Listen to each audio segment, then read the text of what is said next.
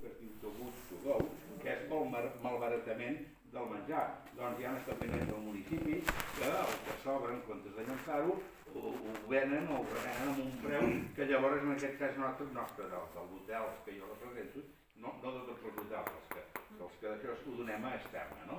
A part d'això, ara hi ha doncs, molt d'interès en posar plaques solars, evidentment perquè, primer perquè és molt car i després doncs, per l'ordre, no sé quin és l'ordre, no? O per fer més sostenible el planeta.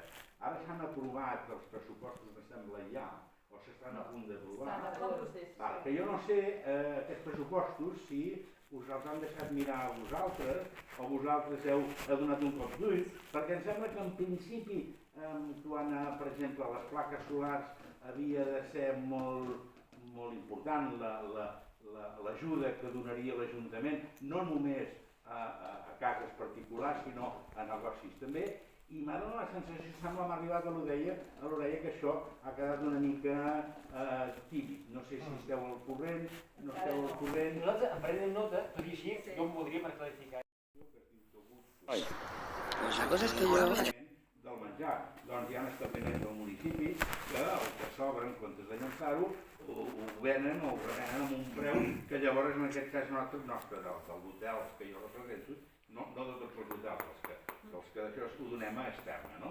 A part d'això, ara hi ha doncs, molt d'interès en posar plaques solars, evidentment perquè, primer perquè és molt car i després doncs, per l'ordre, no sé quin és l'ordre, no? O per fer més sostenible el planeta.